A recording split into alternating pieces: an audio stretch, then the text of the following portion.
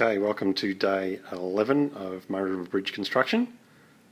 As you can see here, I've cut out the MDF frame for the first part of the truss of the bridge. This is the longest part of the truss bridge, and I'm going to use sections from the kit, the Walthers kit, to do the rest of the construction. So I've just set this up just to give you an idea of the size that we're talking about, and it is a large truss bridge.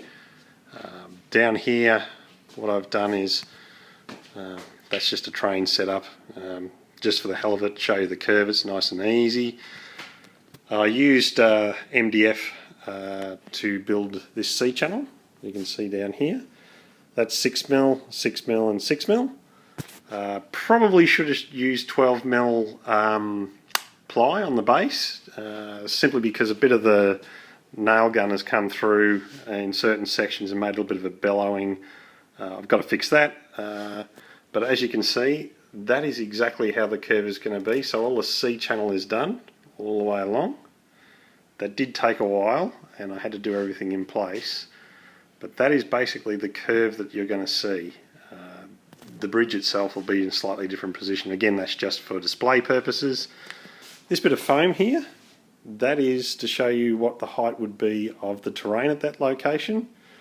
And here, this is basically the river would be at this point here. I've already built these pylons correctly, and they're actually in the shed. So you can also see that this is the next part of the C-channel to be built through there. And the reason I do the C-channel like this is it doesn't rely on the base of the board for structural strength. If you just got a layout with a track on it, not a problem.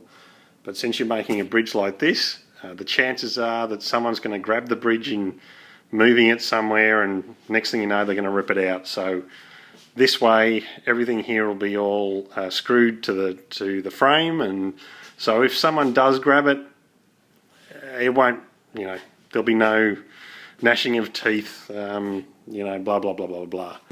So yeah, I've done all of that. So that's pretty much it to be set up at this point in time. The only additional thing that I've done is I've settled on this here as the frame for the Walthers kit that I'm going to scratch build, or kit bash, sorry.